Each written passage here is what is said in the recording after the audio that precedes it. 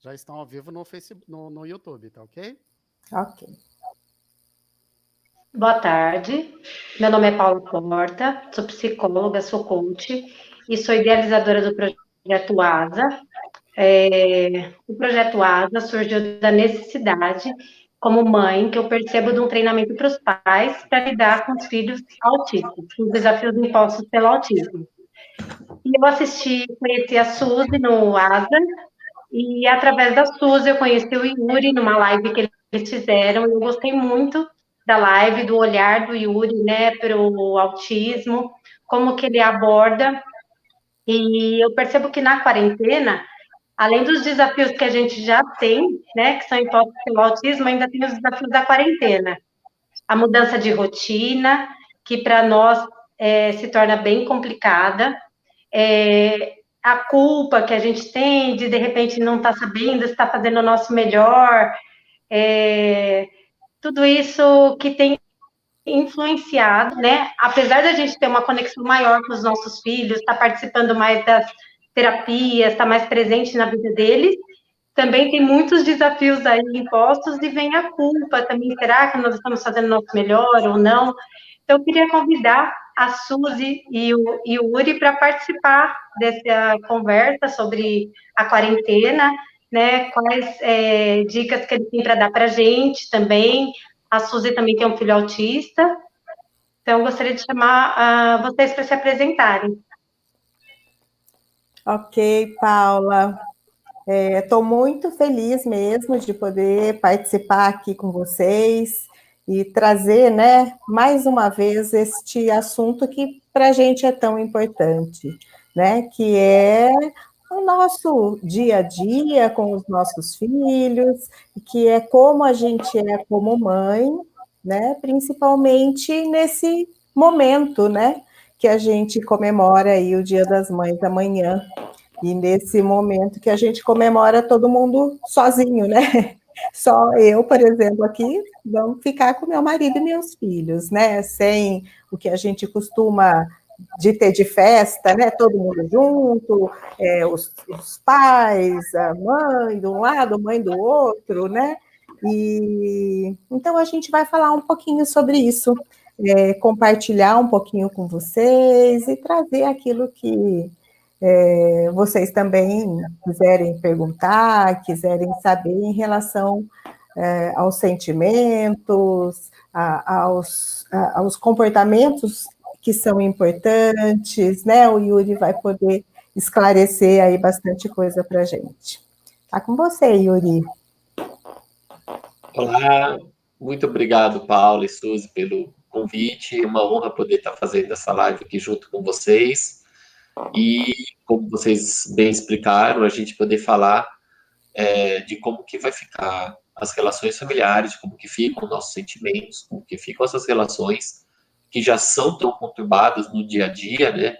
De momentos de tantas alegrias, momentos de tantos apertos, de tantas dificuldades, e ainda mais numa quarentena, onde as famílias estão tendo que viver trancadas, mudando toda a rotina, e aí com isso surgindo questões que não haviam antes, né? Então, a gente sabe que para crianças com autismo, mudanças de rotina já são perturbadoras, mudanças que não são preparadas para eles, eles tendem a reagir piores, e essa mudança que foi nos imposta de uma forma muito rápida, sem preparação, e que a gente ainda está se adaptando, causa problemas muito maiores. Então, eu acho que essa live foi pensada, e eu fico muito feliz de receber o convite de participar, para a gente conseguir tentar dar um alento, uma visão de como que está acontecendo e de como que essas mães, como essas famílias podem se preparar, podem se ajudar dentro da situação, dentro do que é possível fazer nesse momento. A gente começou, né, falando um pouquinho, Yuri, desta questão do que é ser mãe, né? Acho que a gente pode pensar um pouquinho isso e se você puder trazer um pouquinho essa questão que você coloca tão bem em relação ao que significa esse afeto que a gente sente, né? O que tem de sentimentos envolvido nisso, e mães, de um modo geral, e nós, mães, né, de pessoas, crianças que têm alguma deficiência, que apresentam algumas questões que geralmente são, assim, bastante difíceis para a gente entender e conviver no dia a dia, né, Paula? Exatamente.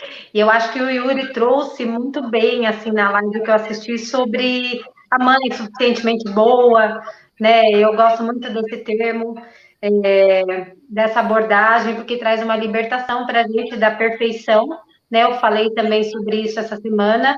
Então, acho que ele colocou muito bem que liberta da culpa e faz a gente ser a nossa melhor versão dentro do que a gente pode fazer.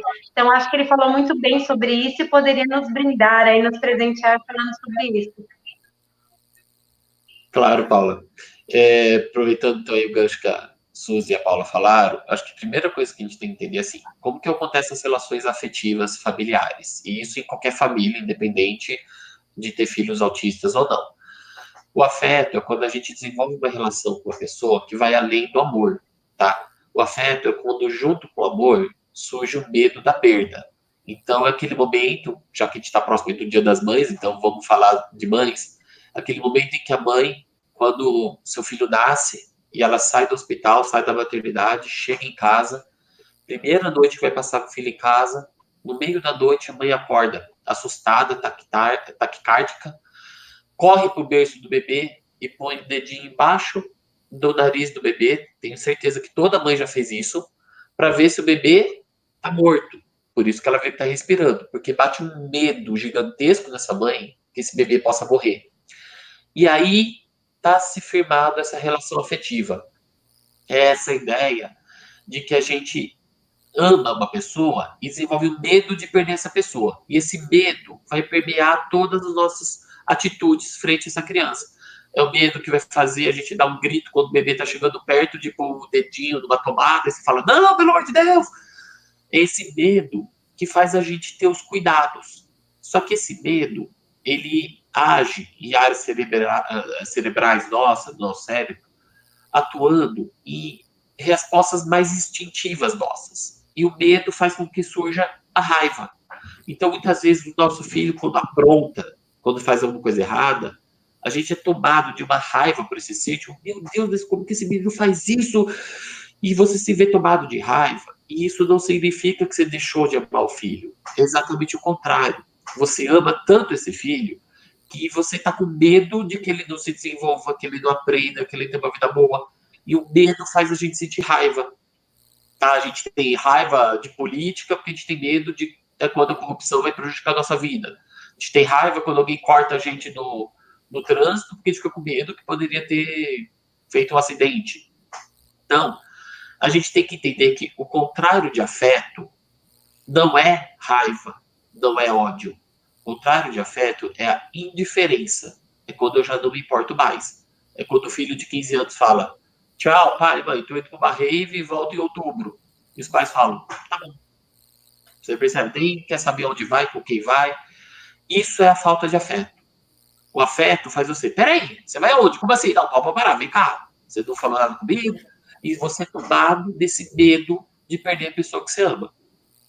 Então, relações afetivas normais geram brigas e reconciliações, que faz com que a gente, muitas vezes, nessa briga, é muito mais pelo medo de que quando eu percebo que a pessoa pensa diferente de mim, faça com que eu não possa mais ter uma relação com ela, ou que isso possa impedir que a gente continue juntos.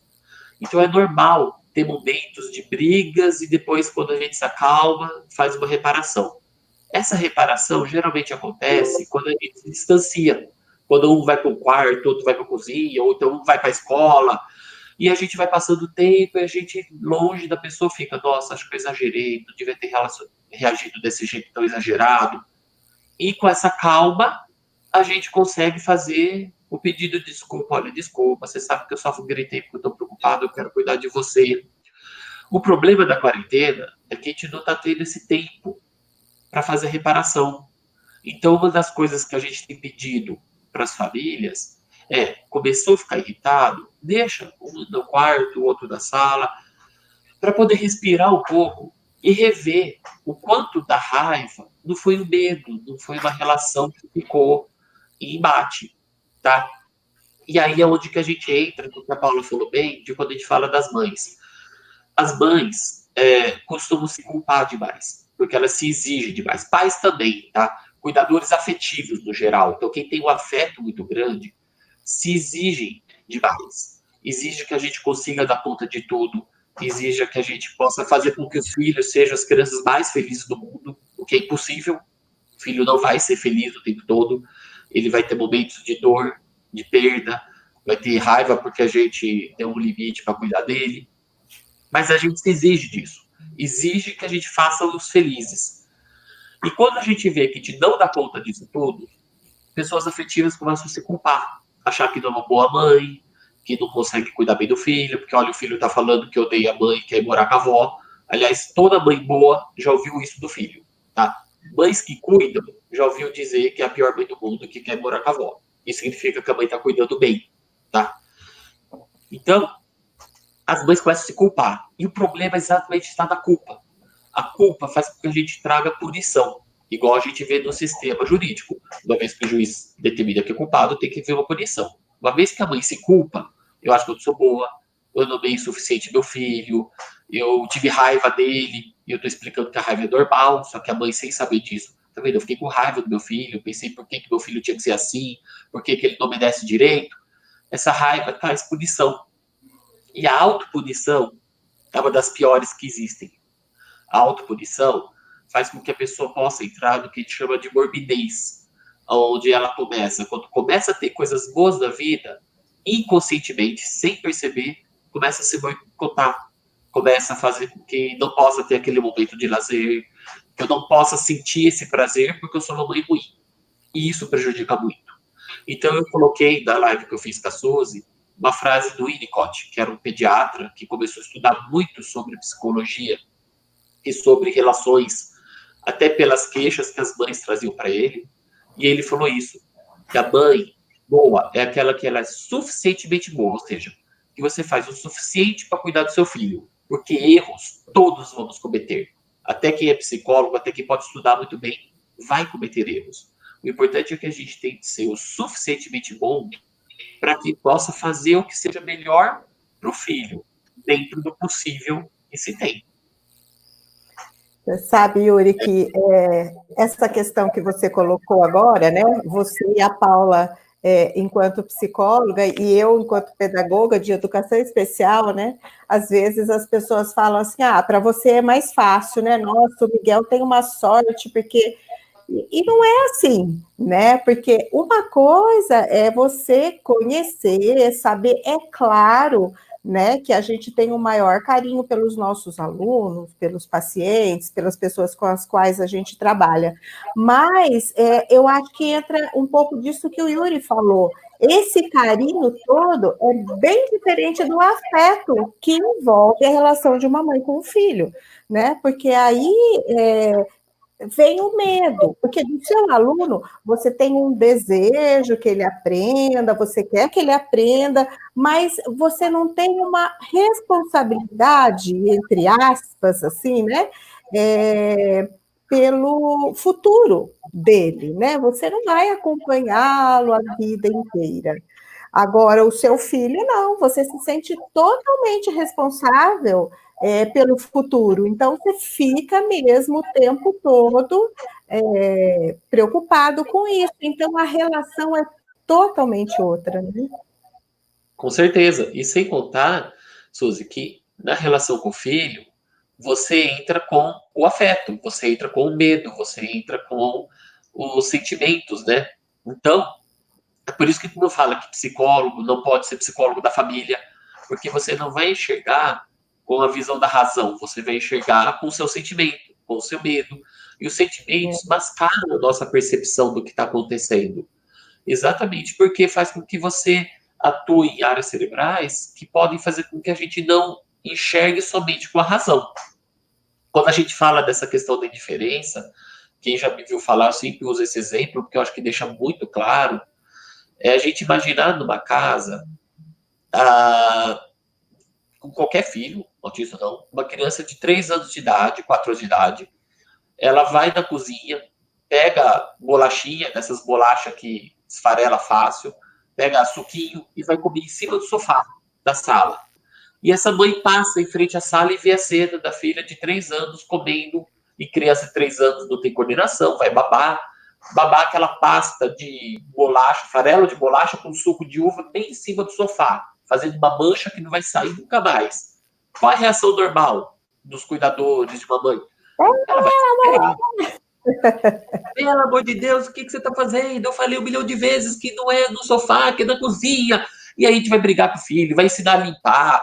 E eu brinco até que eu falo assim, nem que a gente faça limpar com a própria saliva por 2 horas para aprender a nunca mais fazer isso. Só que se a gente faz isso numa sexta-feira e num sábado a gente vai receber um casal de amigos de 45 anos de idade, adultos, que faz 5 anos que a gente não vê, e aí a gente põe na sala e conversa, e precisamos brindar esse reencontro, e aí a gente abre uma taça de vinho, e esse amigo de 45 anos com uma taça de vinho balança e derruba o vinho em cima do mesmo sofá. A nossa reação já é totalmente diferente. Em vez da gente gritar com a visita, a gente vai falar, não, pelo amor de Deus, não se preocupe. Aí se ele querer pegar o guardanapo para limpar, você vai falar, fica tranquilo, não tem nada demais, o sofá estava sujo mesmo.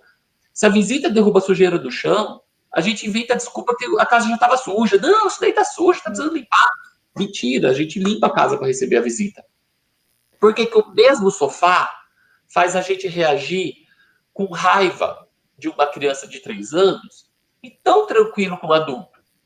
Porque, apesar da mancha do sofá nos incomodar, quando é o filho, o que mais nos incomoda é o medo.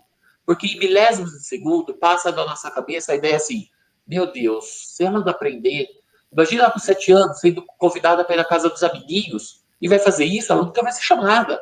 E quando ela for adulta, como ela vai cuidar da casa dela? São milésimos de segundos que você já pensou a vida toda. E aí vem essa coisa de raiva. A mãe, então, ainda olha e fala assim, meu Deus, tá ficando parecido com o pai. Porque a culpa sempre vai ser da família do pai. Né? Então, olha só, tá vendo? Ele tá igual o pai, o vô, todo mundo da família do pai. Não tá sabendo cuidar, pelo amor de Deus, não pode. Que aprenda a limpar como eu. Então, quando a gente briga com o filho, não era pelo sofá. É porque era o filho, a filha, que faz com que a gente tenha medo de que eles aprendam a se cuidar. Quando é a visita, eu me incomodo com a mancha do sofá. Mas eu não me importo se essa visita vai saber cuidar da casa dela, ou do sofá da casa dela, porque eu não tenho uma relação afetiva com a visita. Eu gosto, eu posso até amar esse amigo, mas eu não tenho afeto por ele. Afeto eu tenho pelo filho. E por isso que faz com que a gente reaja de uma maneira diferente. E por isso que, mesmo sendo psicólogo, psicopedagoga, a gente não vai agir em casa como a gente age quando você trata outras pessoas, porque vem esse medo, vem a reação exacerbada, vem essas reações que fazem a gente agir de formas que depois a gente para e fala, ai meu Deus, acho que eu exagerei, podia ter falado diferente. Isso é relação afetiva, percebe? Isso está presente em todas as famílias, com todos os tipos de filho. Quando que me preocupa? Quando a família entra da indiferença, quando eu já não importo mais, aí deixa, eu não quero mais saber. É quando eu perco medo de perder a pessoa. E aí é onde a gente perde a noção dos cuidados. Por que filhos fazem birra? Também por medo. Só que no caso deles é quando eles estão tendo um momento de muito prazer e a gente vem com algum limite que faz com que eles comecem a ter medo de perder aquele prazer imediato. E para eles são muito imediatistas. Crianças têm dificuldade de pensar no amanhã, que depois nunca mais. Eles querem naquele momento. E quando eu causo medo, vem a raiva. Eu odeio, você tirou a minha brincadeira. Crianças autistas vão fazer isso 10 vezes mais do que outras crianças. Então, mães de autistas vão sofrer muito mais, porque dar limite para um autista, ele vai reagir muito mais impulsivo, com muito mais raiva, do que outras crianças, principalmente se eles tiverem momentos de prazer. E eu tiver que fazer um corte nisso. Mas isso nada mais é do que sinal de que alguma coisa estava divertindo ele e eu estou tendo que tirar. E tirar o prazer vai causar desprazer, vai causar uma dor, vai causar uma reação, que vai fazer com que se fale besteira. Eu odeio você, eu odeio minha casa, eu odeio o futuro, eu odeio... Ainda para autistas que são verbais, né? Mas isso acontece em qualquer criança, autista ou não. Eu te odeio, eu vou morar, você é uma bruxa, eu vou morar com a avó. Isso nada mais é do que o medo da perda. Ele está aprendendo a se frustrar. Se a gente dá valor para isso, olha como você fala, você me acha uma bruxa. Eu não entendi que... Não, ele não me acha bruxa, porque depois que passa, eles vêm tudo carinhoso, vêm pedir desculpa. Na verdade, ele está em sofrimento. E eu tenho que ensiná-lo a poder sofrer quando recebe o limite. E aí é a parte difícil, porque o autista vai ter muito mais dificuldade. E com isso, as mães autistas vão sofrer muito mais com os limites. Por isso que eu costumo orientar as mães que a gente escolhe as batalhas que vale a pena pegar ou não. Então, quando é uma coisa que não vale a pena dar o limite e arranjar confusão naquela hora, não é algo que vai fazer mal, não é que eu estou sendo diferente, é que eu estou vendo assim, olha, ele está de quarentena, a gente está numa situação ruim, ele está meia hora a mais do que eu costumo deixar no celular, ou então, ele está um pouco mais agitado do que o normal. Nesse momento, está incomodando muito, está fazendo muito mal? Não. Então deixa, porque já vai ter muitas outras coisas para brigar. Então eu saber escolher para não criar uma situação de 24 horas de brigas e confusões. Eu saber escolher quais são aqueles momentos que eu vou ter que dar minha energia para conseguir cuidar do filho. Eu acho que essa quarentena, ela exige da gente uma flexibilidade, prioridade e flexibilidade, né? A gente precisa ter essa sabedoria nesse momento, né? Que a rigidez na quarentena fica muito difícil, né? Tem muitas mães que eu percebo que estão sofrendo porque se cobram demais, porque tem que fazer as tarefas com o filho, tem que ser terapeuta, fazer todas as terapias que são online, e tem que fazer curso, porque tem um monte de curso disponibilizado agora na quarentena grátis, quer fazer dieta, quer fazer atividade física. Se não fazia antes da quarentena, agora tem que limpar a casa, fazer comida e fazer é muita demanda. Então a pessoa procura a perfeição. Nesse momento, precisa ter um equilíbrio, né? E não se culpar por isso, né? Eu achei bem legal a maneira que você colocou. Perfeito, Paulo. Eu acho que eu vi muito... questão, só pode falar, colocando assim, que essa questão de escolher as batalhas, eu acho que é uma coisa que deixa a gente mais tranquilo. Porque a gente tem mania, né, Paula, de querer dar conta de tudo. Não, meu filho não está escrevendo bem, ele não está falando bem, ele não está fazendo cocô na privada, ele não está... E aí você vai querendo resolver tudo ao mesmo tempo. E aí você fica louco e deixa o filho louco também, né? Então, nas terapias, né, dos meninos, toda vez que você faz essa orientação, e é uma coisa que a gente esquece, a gente tem que ouvir o tempo todo, porque a gente esquece, vira e mexe, você entra de novo nessa roda de querer fazer tudo de uma vez. Então, acho que é muito legal e muito importante a gente guardar isso. Escolha a batalha, qual que é a da vez? Agora eu vou trabalhar com a linguagem. Tá bom, tá. Então, vamos focar todos os especialistas, escola, família, vamos focar todo mundo um pouquinho na linguagem, que isso é o mais importante. Eu me lembro, assim, o Miguel tem coprese, né? Então, ele teve um problema seríssimo para tirar a fralda, para conseguir fazer cocô na privada. E, por muito tempo, até o ano passado, a gente tinha que usar um produtinho que chama Minilax, para que ele conseguisse fazer todo esse controle. Então, ele fez exames físicos, tudo não era nem uma questão física, esse problema do cocô, era realmente uma questão emocional ali, que alguma coisa que aconteceu com ele. E ele tem uma questão grande de agressividade também, né? E aí, eu me lembro que uma hora que eu estava totalmente perdida, aí o Yuri, inclusive, falou assim, vamos esquecer um pouquinho o cocô? Vamos deixar? Ele está fazendo com o remedinho? Tá, então vamos continuar assim. Vamos focar nessa questão da agressividade, do comportamento, porque isso prejudica ele em casa, na escola, em todas os momentos sociais, no convívio com todas as pessoas, na aprendizagem, porque quanto menos ele consegue se conter, né, controlar o seu próprio comportamento, mais difícil vai ser para ele aprender e mais complicado vai ser, mais atrasado, vamos dizer, né, cognitivamente ele vai ficar. Então, aí você acalma, você fala, ai, que bom, então tá, então deixa isso como está, vamos escolher a outra batalha, né? Então, eu acho que é bem importante a gente ficar com esse com esse lema, né? Com essa questão dentro da gente, para não ficar se culpando o tempo todo. Suzy, e assim, às vezes até, aí o Yuri vai fechar aí, né? Vamos levantar para o Yuri ajudar a gente. Até às vezes a gente define, né? Eu vou focar nisso. Só que nem sempre o que a gente determina focar vai acontecer. Né? Às vezes você fala, não, hoje eu vou fazer isso. E é o que menos acontece, é o que você menos consegue abordar. Então, eu acho que o Yuri pode ajudar a gente nesse sentido. A gente só, Yuri, você vê que a gente só levanta aí para você, né? E deixa na sua mão. Então, eu acho que todas essas questões são nossas vivências, né? Diárias, e nesse momento da quarentena ainda muito mais. Então, o que você fala aí para a gente? O que você sugere para nós? Bom, primeiro, a gente tem que lembrar que com autismo, a gente tem que sempre estimular uma coisa de cada vez. Quando a gente tenta estimular muitos itens, querer fazer muitas coisas ao mesmo tempo, a gente tenta fazer muito e nenhum deles traz resultado. Então, por exemplo, como a Suzy falou, vamos tentar trabalhar com Ecoprese, então agora vamos focar em Ecoprese. Mas e a linguagem? Não, agora vamos focar em Ecoprese. Porque quando a gente tenta trabalhar muitos itens, eles acabam não conseguindo se desenvolver em nenhum deles.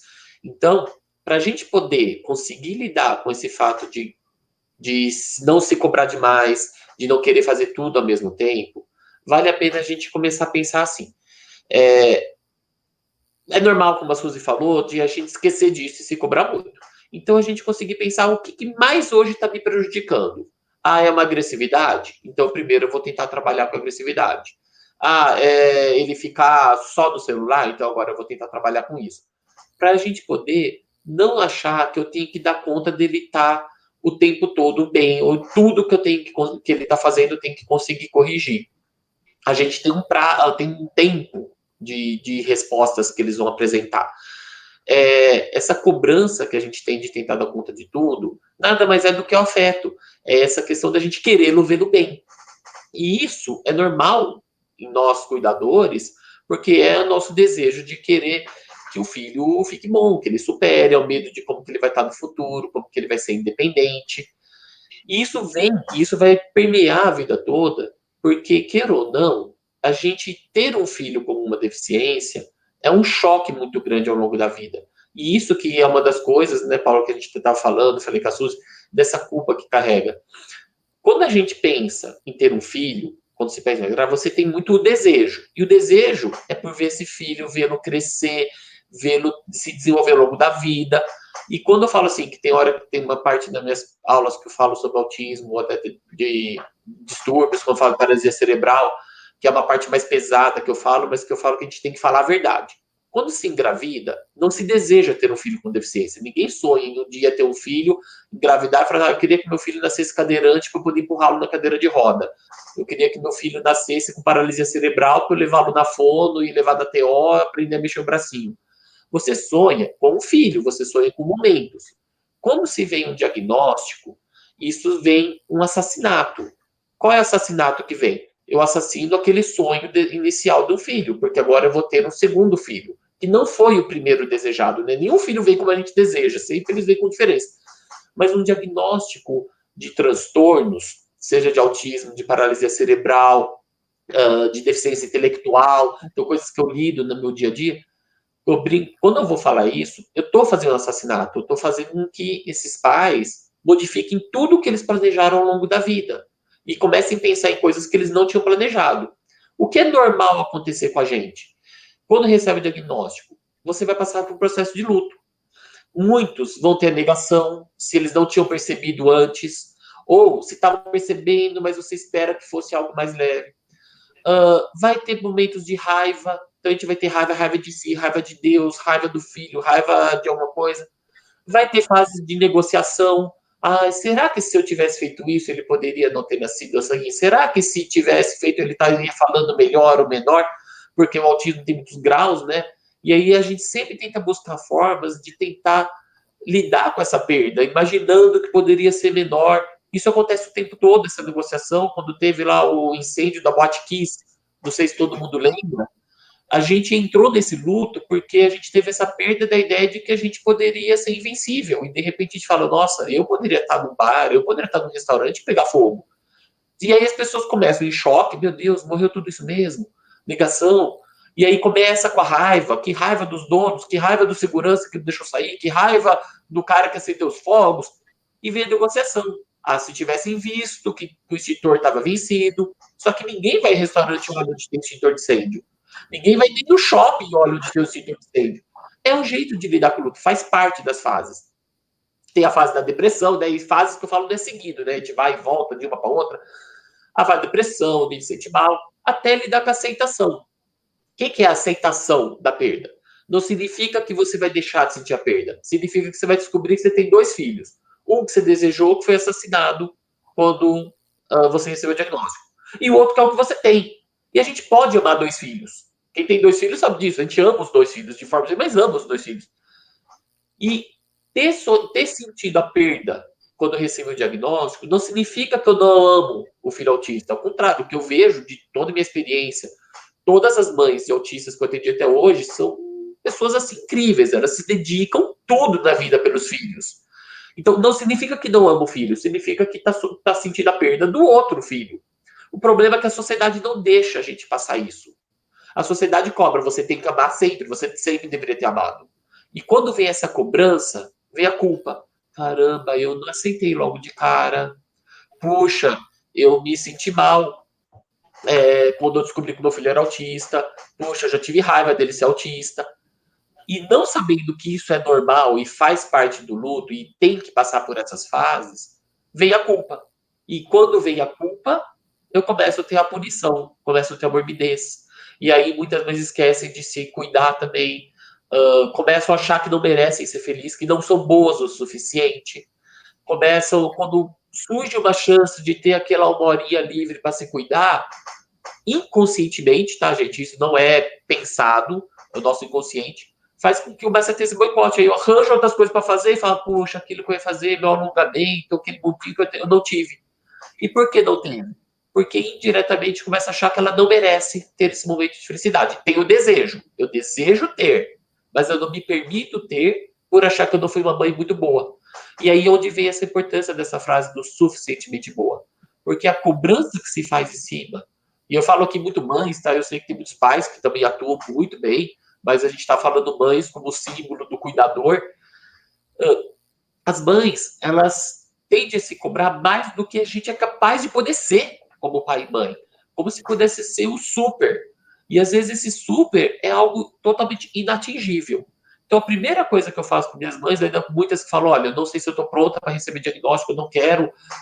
Tive mães no ano passado, falou isso para mim, olha, você está pensando que meu filho é autista? Eu falei, olha, eu estou avaliando ainda, mas pode ser que seja. Eu não estou pronta para saber ainda isso. Eu falei, não tem importância. Você está deixando de trazer na avaliação? Não. Você está deixando de levar na escola, levar nos tratamentos? Não. Então é isso que eu preciso de você. Você não precisa aceitar o diagnóstico agora. Nem espero que você consiga isso. Um filho que está com 6 para 7 anos de idade, passou por um monte de profissionais, com cada vez um diagnóstico diferente, um monte de medicamentos que não funcionam. E de repente vem um choque assim, eu falei, não quero. Espera. Você não deixe de trazer, você não deixe da gente cuidar, de seguir as orientações. Você não precisa desse nome agora. Não vai ser necessário nesse momento. E quando ela se deu esse tempo, meses depois, ela, olha, estou começando a aceitar. E hoje ela até pergunta, olha, será que meu filho já sabe que ele é autista? E eu falei, olha, a gente tinha planejado esse ano trabalhar isso com ele. Aí veio essa pandemia. Agora eu não vou fazer isso com ele. Ele já perdeu a escola, perdeu muita coisa. Agora é hora da gente ajudá-lo a lidar com o sofrimento que está nesse momento. Não vou mexer em mais nada. Então, é isso que a gente fala de escolher cada batalha. Poxa, ele estava vindo para o processo para ele começar a entender os comportamentos dele, a agressividade dele, as dificuldades dele, e ele é um menino muito inteligente, então ele estava começando a ter algumas percepções. Eu estava preparando ele para isso. Mudou tudo. Mudei meu plano. Não, agora eu não vou tocar no assunto com esse menino, que ele é autista. Eu vou esperar passar. Quando acabar a pandemia, acabar a quarentena, e ele voltar para a escola, não vou trabalhar isso com ele, porque a gente vai trabalhar a questão da readaptação da escola, voltar para a rotina. Quando tiver tudo normalizado, aí a gente retoma os planos. Isso é saber escolher as batalhas. E saber permitir os sentimentos. Eu me coloquei no lugar dessa mãe e falei assim, olha, eu imaginei o choque dela, porque ela já tinha recebido diagnósticos diversos com o filho. e de repente chegar do ponto do autista assustou. E ela precisava desse tempo. E esse tempo a gente tem que se permitir. Isso não é falta de amor. Isso não significa que a gente não aceita o filho. Significa que a gente não foi preparado para querer ter um filho autista. O problema não é a pessoa demorar para aceitar que o filho seja autista. É a culpa que ela se causa por ter demorado para aceitar. Quando essa demora, muitas vezes, é normal. É normal para qualquer um de nós. E isso que a sociedade não permite, que a gente tenha sentimentos normais. Eu queria que a Paula... Nessa questão que você está falando, eu acho que tem, assim, dois comportamentos que nós, enquanto mães, dois comportamentos, sentimentos, não sei. Ou a gente está sofrendo, né? Como você disse, não se permite sofrer e quer sair, não quer mostrar. Ou então, ao contrário, aquela pessoa que fica só naquele sofrimento, ai, coitada de mim, eu tenho um filho com autismo, e agora o que eu vou fazer com isso? O que vai ser de mim, da minha vida, da vida do meu filho? Então, eu acho que são dois comportamentos diferentes. Eu queria que você conversasse um pouco com a gente, o que leva, sei lá, não sei se tem alguma coisa que leva a gente a fazer um comportamento ou outro, e como que a gente pode agir, né, conforme a gente estiver sentindo. Então, quando você fala desse... tem várias formas, né? Até na hora de receber diagnóstico, a gente fala também que tem aquelas mães que vêm até ao contrário. Falam, olha, eu já estou percebendo que meu filho tem coisa diferente. O marido não aceita, ou a família de alguém não aceita. Fala, mas eu sei que tem. Tem as mães que vão ficar nesse, tá vendo, que vai ser de mim. Isso também é normal, porque ela ainda está na fase da aceitação ainda do luto, né? Então ela não chegou na aceitação, ela tá vivendo a raiva, ela tá vivendo a depressão, ela tá vivendo o medo, porque é tudo algo muito novo. O que a gente percebe que quando a pessoa tá nessa fase é onde ela mais precisa do apoio. E aí eu costumo dizer para essas pessoas, olha, você quer receber ajuda? Busque pessoas que estão junto com você, busque outras mães de autistas, onde a gente tem esses grupos de apoio, a ASA, percebe? Por que surgem esses grupos? Geralmente surgem esses grupos de mães de autistas. Você tem grupo de TDAH. Quem criou a Associação Brasileira de TDAH? Começou com uma mãe de TDAH. A gente tem o AMA de autismo, surgiu com mães. São as pessoas que mais vão correndo atrás para tentar mostrar o que elas passaram, e a gente sabe que esses grupos são os que mais se ajudam. Então eu costumo falar, na hora que a gente vai falar dos cuidados, toda relação nossa, a gente tem essa mania de achar que depende 100% da gente. Nada depende 100% da gente. Nada no mundo. Por isso que eu não gosto muito de coaches, coisas assim, quando eles falam, olha, depende só de você, se dedique que dá certo. Não é verdade. E aí é onde vem as cobranças. Toda relação nossa depende 50% da gente e 50% do outro. A gente vai num médico. Se o médico pode ser o cara mais preparado do mundo, mais estudioso, o melhor médico do mundo, e ele vai lá, avalia, e o paciente não conta todos os sintomas que ele está sentindo, ele não vai conseguir diagnosticar. Ou dá o diagnóstico certo, dá o tratamento e fala, olha, seu tratamento é isso, você vai ter que tomar esse remédio assim, assim, assim, assim, e a pessoa chega em casa e não trata. E aí morre, ou então tem uma sequela pior. Não é que o médico é ruim, mas ele fez os 50% dele, depende do outro. O contrário também. Se eu vou num profissional, vou num médico, vou num psicólogo, e vou lá, e me abro, e falo tudo que eu estou passando, e o psicólogo não está preparado, não se atualiza, ou está lá, tá bom, tchau. Você fala, você entendeu o que eu estou falando? Não vai adiantar, por mais que eu esteja disponível, tá? Relações com os filhos é a mesma coisa. Não depende 100% da mãe. Porque cada filho vai reagir de um jeito diferente. Cada criança vai ter um grau diferente. Eu costumo falar nas minhas aulas de autismo, tem pesquisas científicas publicadas em artigos mostrando que mães de crianças com deficiência, então tem pesquisas voltadas só para autismo, outras para paralisia cerebral, apresentam muito mais sinais de estresse, problemas de saúde física, enxaquecas, problemas de coluna, do que mães de crianças sem deficiências, tá? Então a gente sabe que tem um impacto muito grande, e cada um com grau. Quanto pior o grau, às vezes pior é as sequelas que os pais apresentam. Quando a gente tem essa tendência de se cobrar 100%, a gente começa a entrar em sofrimento. Então, a gente lembrar assim, depende 50% de mim, 50% é do outro. A mãe que está em dor, ela tem que poder entender isso. Olha, 50% depende de mim. Eu correr atrás dos tratamentos, eu correr atrás do que eu posso oferecer para o meu filho, ir em grupos de ajuda. E o desenvolvimento do meu filho, os outros 50%? Depende do quê?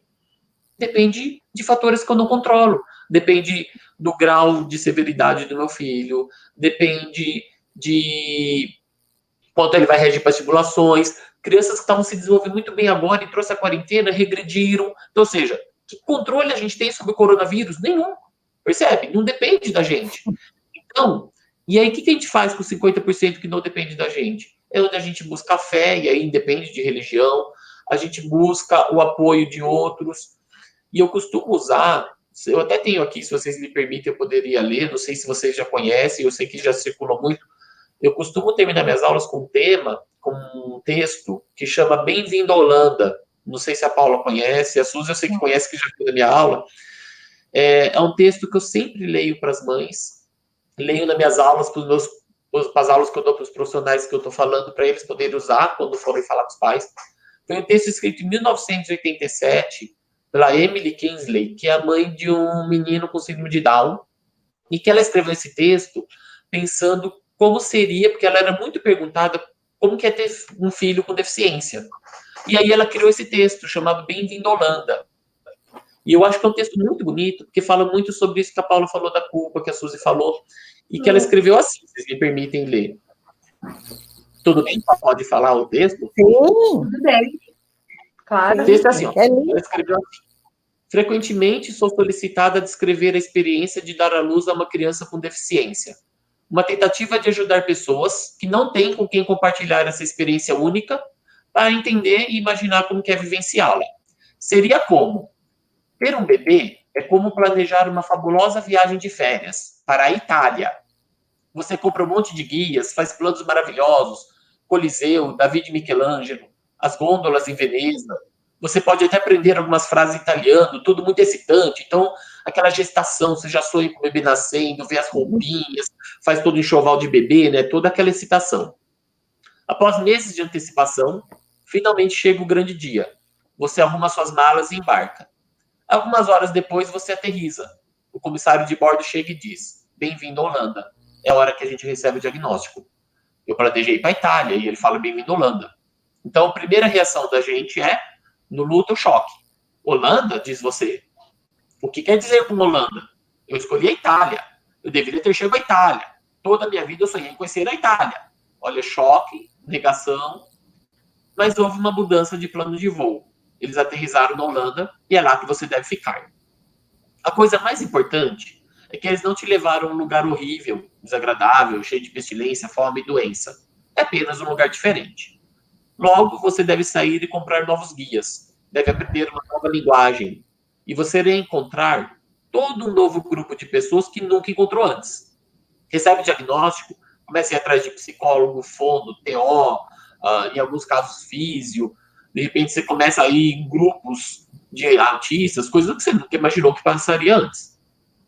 Então ela continua assim. É apenas um lugar diferente. É mais baixo e menos ensolarado que a Itália.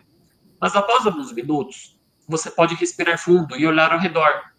Começar a notar que a Holanda tem moinhos de vento, tulipas, até Rembrandts e Van Goghs. Aí vem a parte importante do texto que ela vai falar agora. Mas todos que você conhece estão ocupados indo e vindo da Itália. Estão sempre comentando sobre o tempo maravilhoso que passaram lá. E aí a gente entende que quando a gente tem um filho decente, a gente fala assim, puxa, eu fiquei tão feliz, ele não conseguia fazer cocô na privada, agora ele aprendeu. E a gente se enche de alegria, de repente vai lá numa rede social e aí uma mãe posta, o meu filho tá tirando carta de motorista, o meu filho passou no vestibular. E a gente fica, droga. E por toda a sua vida você dirá, sim, era onde eu deveria estar. Era tudo que eu havia planejado. E a dor que isso causa nunca irá embora. Porque a perda desse sonho é uma perda extremamente significativa.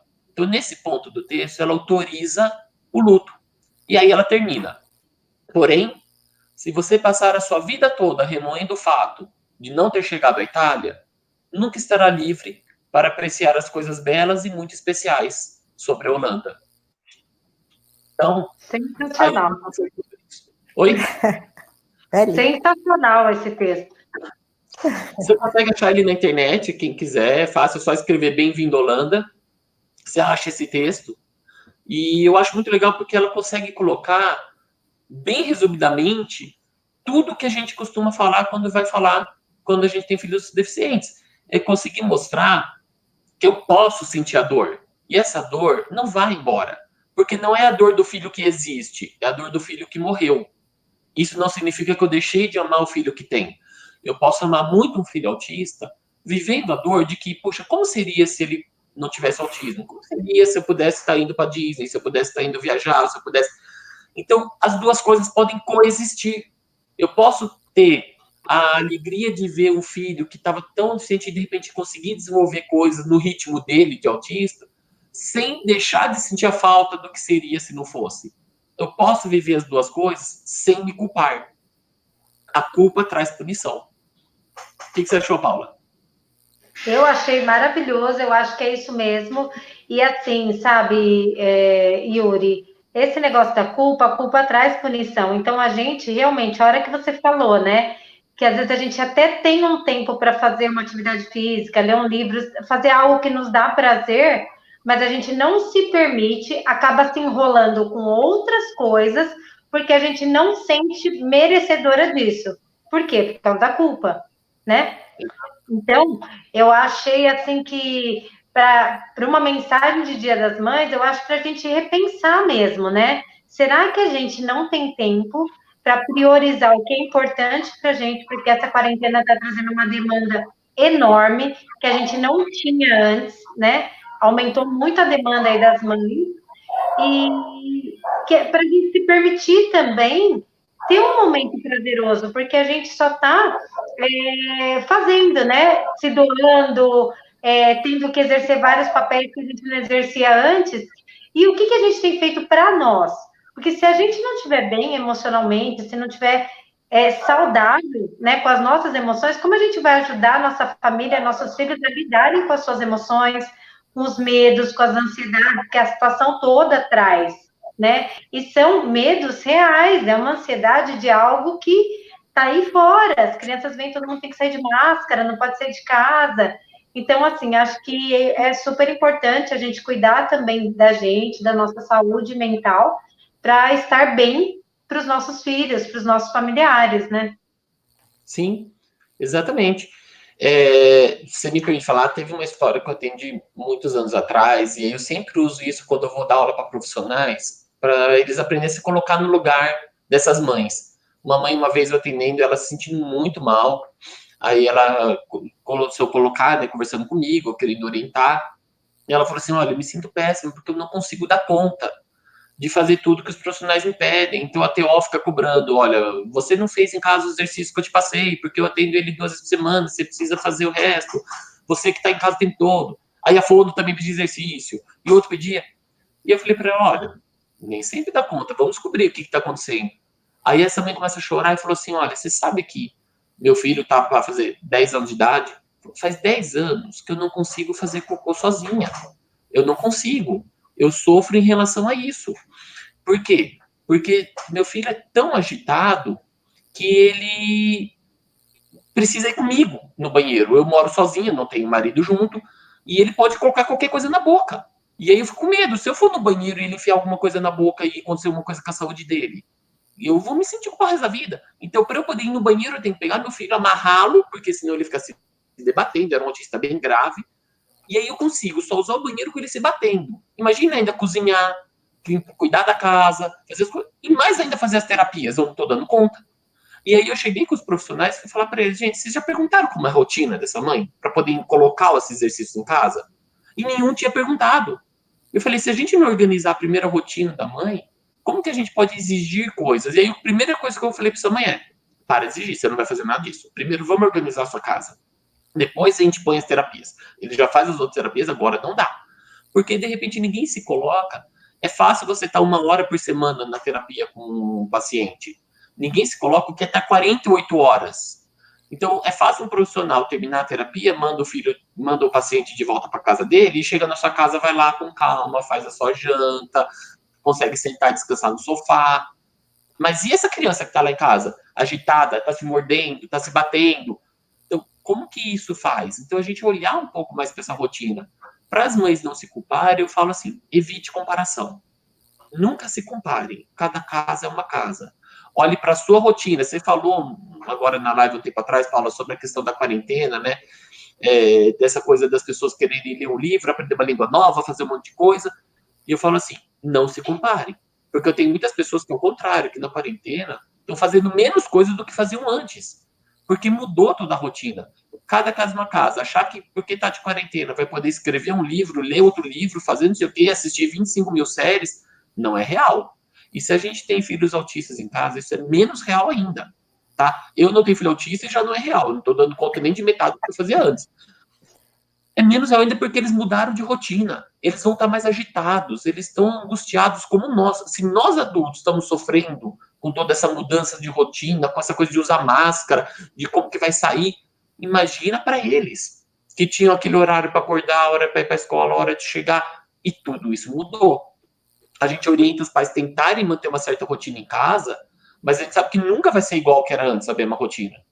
Então, é a gente entender que eles vão estar mais agitados, eles vão estar com mais reações, e a gente vai dar conta do que a demanda nossa vai trazer. E os livros, tudo, eu vou ler depois. Mas é importante para essas mães ao mesmo tempo fazer isso que a Paula falou, se permitir ter horário próprio. Se permitir, tipo, agora é o meu horário. Porque daí eu lembro muito o que a gente faz quando voa de avião. Quando eles falam das orientações de cair as máscaras de oxigênio, eles falam, primeiro coloque em você e depois na criança ao seu lado. Por quê? Porque se eu for tentar colocar na criança e eu perder o oxigênio e cair, ela vai ficar sem oxigênio e eu também. Se eu consigo colocar em mim, por mais que ela esteja para desmaiar, eu consigo colocar nela e ela vai voltar. É a mesma coisa. Se a gente não cuida da gente, o filho não vai poder estar bem. Então não adianta falar que eu vivo só pelo filho, porque uma hora você não vai estar vivendo e não vai ter ninguém para cuidar do filho. As mães precisam se dar o direito de ter um momento. Por mais que, mas aí é um momento que aquele filho vai ficar mais no celular. Não tem importância. Aquele momento eu escolho, eu faço um jeito de controlar para não acessar coisas inadequadas. Então, eu deixo um momento, mas aquele momento também precisa se dar o direito de todo dia ter um momento para si. Pensando que ela se cuidando, ela está cuidando do filho também. É direito dela. Sim. Nem que seja tomar um banho mais longo, né? Sabe, assim, uma coisa, qualquer coisa, mas que você consiga ter esse momento para se organizar. Porque realmente, às vezes, nem no banheiro a mãe consegue ir sozinha ou em paz, né? Tipo, alguém batendo na porta, alguma coisa acontecendo, ou gritando, você já fica desesperada. Então, assim, se permitir pelo menos um momento, né? Que a gente precisa também. Nós temos as nossas necessidades, né? Antes de ser mãe, nós somos um ser humano que temos as nossas necessidades que precisam ser atendidas. E se nem eu olhar para a minha necessidade, quem vai olhar? Exatamente. Né? Muitas vezes a gente só olha para a necessidade dos outros. E a nossa? Né? Olhar para si, se dá o direito. Eu vi aqui nas perguntas, aqui nos comentários, pergunta da Daniela falando sobre a questão da culpa e o medo. A culpa é um grande nó, então se a culpa e o medo são grande nós. A culpa é um grande nó, principalmente se eu não elaboro essa culpa para não trazer a punição. Se eu compreender do que eu estou me culpando e ver se ela cabe ou não é real. O medo, não. Eu falo que psicólogos a gente não trata medo, a gente trata fobia. O medo ele é necessário. A falta de medo faz a gente não se cuidar. O excesso de medo faz a gente ter fobia e se bloquear. O medo no tamanho normal faz a gente se preparar e se cuidar para o melhor. Então, o medo do futuro do filho, como vai ser meu filho no futuro? Será que ele vai ter autonomia para se cuidar? Esse é outro grande pavor, um grande monstro que passa na cabeça de mães de autistas, que poucas vezes eu vejo as pessoas assumirem, mas que quando vem numa situação, assume será que ele vai conseguir se cuidar sozinho? E como vai ser quando eu ficar velhinho e for adulto? Então, esse é um grande medo. É um grande medo. Por quê? Porque a gente sabe que tem alguns que desenvolvem autonomia, outros não. Então, esse medo vai fazer com que eu consiga, se eu deixar no tamanho correto, eu mantenho as terapias, eu continuo investindo no cuidado dele, no desenvolvimento para ver onde ele vai, me preparo para esse futuro. O medo, quando vai em excesso, bloqueia. E aí eu não faço nada. E a falta de medo faz com que a gente não se prepare. Fica ansioso para falar em público. É normal para eu poder me preparar, estudar. O excesso me bloqueia, eu travo, engasgo. A falta faz chegar lá na hora e, tipo, nossa, o que eu ia falar mesmo? E não se preparou. Atravessar uma rua, eu tenho que ter medo para lembrar de olhar para os dois lados. Então, o medo é algo bom, se eu conseguir usá-lo para cuidado e não como um excesso. Na verdade, né, Yuri, todas as emoções, eu falo para os meus pacientes, são importantes, por isso que a gente tem, todas, né? Só que a gente tem que usar elas a nosso favor e não contra. E é isso que as pessoas não fazem. Não entende, tá? Eu tô triste. Por que que eu tô triste? Né? Não entre em contato com as suas emoções e tenha uma atitude construtiva relativa a essa emoção, que é um sinalizador, que tem algo, né? Mas se eu como a minha emoção, ou sei lá, bebo, faço qualquer outra coisa que não é resolver o motivo que está me deixando triste, eu vou continuar triste. Então, assim, na verdade, a gente entender as nossas emoções, né? E fazer o melhor uso delas possível, né? Com certeza. Eu queria relatar uma questão, assim, né?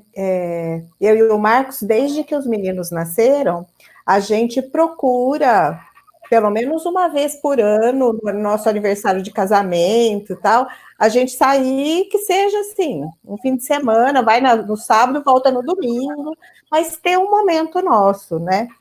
E assim, eles tinham, acho que a primeira vez que nós fomos, eles tinham 8 meses. E aí nós saímos sábado, na hora do almoço, né? Fomos até Água de Lindóia, passamos de sábado para domingo e voltamos no domingo. Então a gente gosta de ter esse momento nosso, né? Porque o Yuri mesmo fala muito isso, que às vezes a gente se esquece enquanto mãe, a gente só se lembra enquanto mãe, se esquece enquanto esposa, se esquece enquanto pessoa, se esquece enquanto profissional, né? Então a gente tem que tomar cuidado e saber dosar, né? Mas essa atitude, muitas vezes, me gerou, eu acho que essa culpa, né? Falando, nossa, acho que eu estou sendo egoísta. Estou deixando meus 2 filhos. E olha que é difícil, né? O Matheus tendo o TDAH e o TOD, é um comportamento... É difícil, os 2 juntos, os 2 são uma belezinha, mas os 2 juntos sempre tem briga, como qualquer filho, né? Mas, então, é muito difícil a gente conseguir falar, não, deixa os 2 aqui, então a gente deixa sempre um na minha mãe, outro na minha sogra, outro num lugar, outro no outro, para a gente poder fazer um momento nosso. E aí, outro dia, eu estava pesquisando um pouco, né, sempre estudando sobre isso, e eu também gostaria de ler um texto que me ajudou muito a entender algumas questões e me entender um pouquinho. Ele se chama Como Deus Escolhe as Mães de Crianças Especiais. Então, também está na internet, é público, é de autor desconhecido, pelos sites que eu pesquisei, não tem, mas é muito legal. Então, ele diz assim: Deus pairou sobre a terra, selecionando o seu instrumento de propagação com um grande carinho e compassividade. Enquanto ele observava, ele instruía seus anjos a tomarem nota em um grande livro. Para a mãe Juliana, o menino, e o anjo da guarda Mateus. Para a mãe Ana Paula, uma menina, e como anjo da guarda, a Cecília. Para a mãe Bruna, gêmeos, e como anjo da guarda, a mãe de Gabriel. Pronunciando um nome, Michele, sorri e diz: dê a ela uma criança com necessidades especiais, a Valentina. O anjo, cheio de curiosidades, pergunta: por que a ela, Senhor? Ela é tão alegre. E Deus diz: exatamente por isso. Como eu poderia dar uma criança deficiente para uma mãe que não soubesse o valor de um sorriso? Seria cruel. O anjo, impaciente e incomodado, pergunta: mas será que ela terá paciência? Eu não quero que ela tenha paciência, porque com certeza afogará no mar de autopiedade e desespero. Logo que o choque e o ressentimento passar, ela saberá como conduzir. O anjo disse num tom admirado: Senhor, eu estava observando hoje. Ela tem aquele forte sentimento de independência. Ela terá que ensinar a criança a viver no seu mundo e não vai ser fácil. E além do mais, Senhor, eu acho que ela nem acredita na sua existência. Deus sorri e exclama: não tem importância, eu posso dar um jeito nisso. Ela é perfeita, ela possui o egoísmo no ponto certo.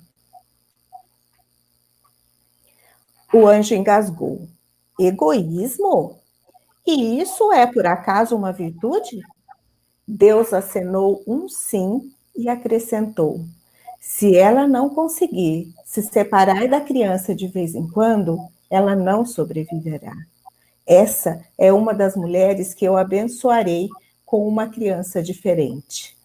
Ela ainda não faz ideia, mas ela será também muito invejada. Sabe, ela nunca irá admitir uma palavra não dita. Ela nunca irá considerar um passo adiante uma coisa comum. Quando sua criança disser mamãe pela primeira vez, ela pressentirá que está presenciando um milagre.